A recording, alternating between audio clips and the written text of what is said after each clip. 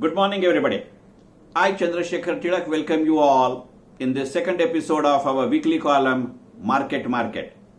As you are aware, that since last week, every Wednesday morning, I come to you with my views on a current topic as far as the topics related to economics, finance, or investment are concerned.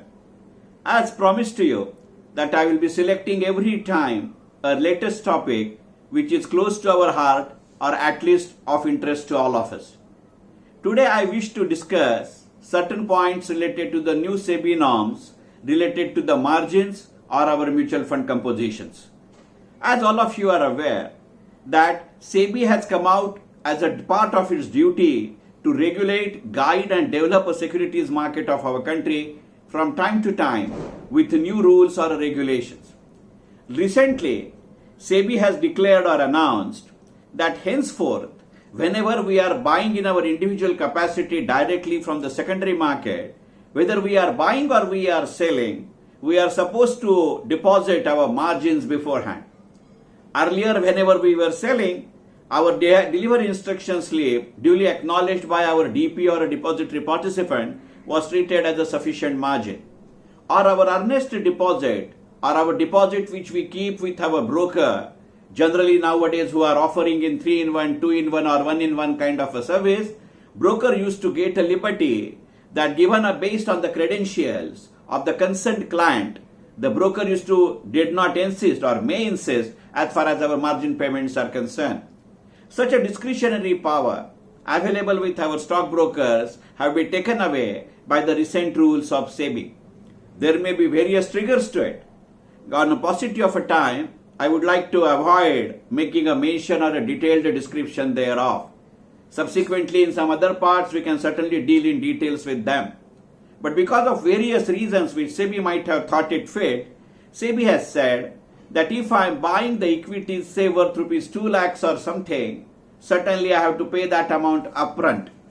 There are certain brokers who have taken certain liberties too. And at least till now, till the time I was recording this video, they have not implemented this Sebi rule in word and spirit as far as these things are concerned. But certainly, the Sebi requires and assumes that once these rules get implemented to the full extent, we as a buyer or a seller of a security will have to upfront that particular margins as far as our brokers are concerned. And it may go to the extent that if I have sold certain securities, say worth 2.5 lakhs or 3 lakhs, besides my DIS, broker has every right to insist that I have to upfront make the payment of 3 lakhs. Generally, I sell the share that when I'm in need of a money. But instead of getting the money, first I will have to share the money. And at the payout, I will be getting not only the sale proceeds of the shares which I have sold, but every settlement I would be getting back my deposit which I have kept as a margin. And to some extent, brokers have started implementing it even for the buys. Very recently, I came across an experience, or I experienced that particular thing, when the Sebi announced this rule, and at least partially the brokers or the sub-brokers have started implementing these rules, that when I bought certain shares, then say for the amount X, my broker immediately after confirming my trades send me the message of amount which I have to pay to him or what would be my paying obligation as such.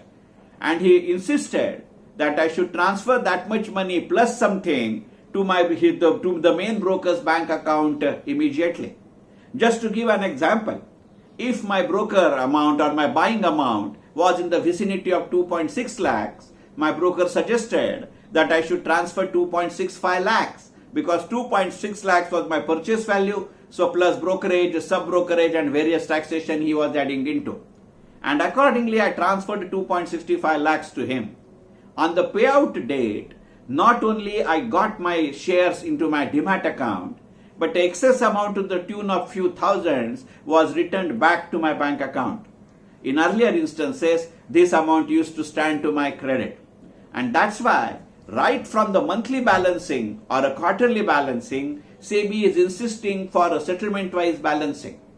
One positive impact thereof could be that there is every likelihood that my settlement period, which is at this moment or the juncture is T+2, may get reduced to T+1. But barring that, there are many practical inconveniences. And really, just imagine, if that was the case as far as the actual buy or sale of securities are concerned, what would be its impact as far as a day trading or a position trading or even the margin sellings are concerned? It is not only cumbersome to keep a track like this, certainly transferring a money for both ways, from my side to the broker and vice versa, it's comparatively easy. But brokering, and especially the way in which BTST transactions are picking up in our country, or if there are certain short sales, there are not only the ambiguities, but to some extent the impracticalities as well. And probably considering these points of view, Sebi might not have been insisting to implement the rules at least at this juncture as far as the buying rules are concerned. One of a condition or one of a pre-discussion as far as the imposition of these rules are concerned was that, especially after the advent of Corona, certainly our mutual fund investments in general and our SIPs in particular have recorded certain kind of a dip or a certain level of a dip. So it was felt that in order to drive us back again to that comparatively safer zone of investment or supposedly safer zone of investment, Sebi might have come out with these rules. But again, as all of us are aware, that till the time you will be viewing this video on 20th of September, Sebi has already come out with a rule that multi-cap mutual fund schemes will have to reallocate their funds into certain manner.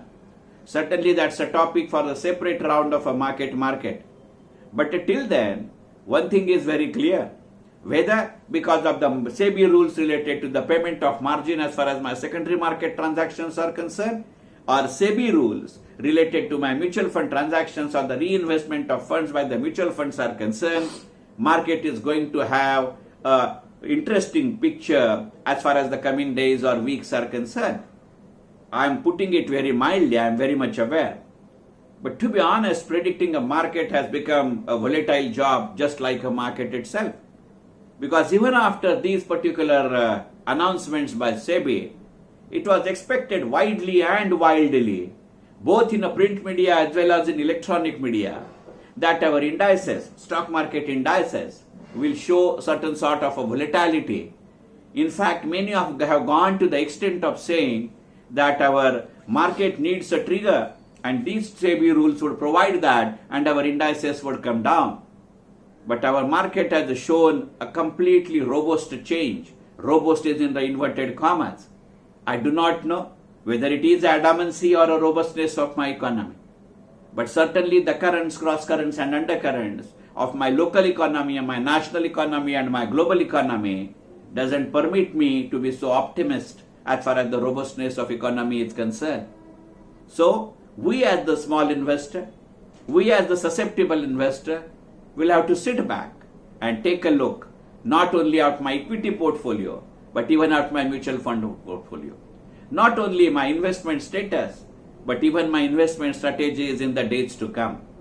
I hope this will prompt us, or rather all of us, to have an independent and impartial view not only of my existing portfolio but even to have a look at my investable surplus and the duration thereof. Henceforth, we'll have to be very choosy as far as coming weeks are concerned when I am really deploying or redeploying my funds. Because if I am dependent on my sale proceeds, again the scenario is undergoing a change. If I am trying to switch from one particular scheme or mutual fund scheme to another, again that field is going to show some sort of a susceptibility, if not a volatility. Under such circumstances, one thing is certain, whether it is a market of a secondary market, or whether it is a market of a mutual fund investment, or whether it is a market of a IPO, as we have discussed in detail in the case of a happiest mind in our opening episode of Market, one thing is certain, that we will have to keep on introspecting. I suspect that whether introspection and investment option are going in the same direction.